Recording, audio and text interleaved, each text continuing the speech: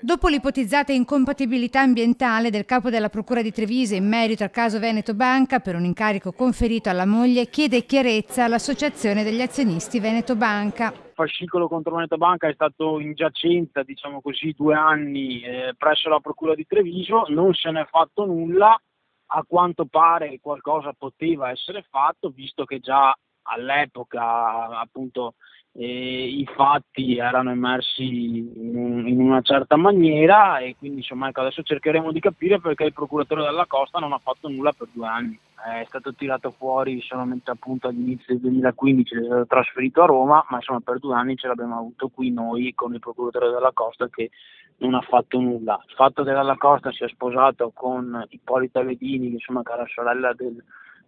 più noto Nicolò Ghedini, e quindi insomma il rischio di interferenze con la politica c'era. Bene insomma che sia stato aperto questo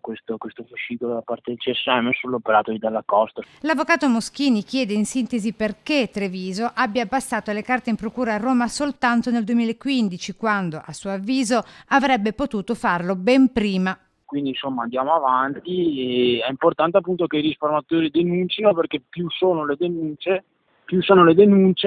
e più massa critica faremo nel processo penale ed eviteremo che possa appunto essere chiuso tra virgolette in velocità, magari con degli accordi tra la procura e gli indagati, un po' come è successo ad esempio con Galan ha patteggiato 2 anni e 10 mesi, e quindi insomma ecco, più saranno gli azionisti che si costituiranno parte civile, che quindi chiederanno il risarcimento dei danni, minore sarà appunto la possibilità che il processo si chiuda velocemente.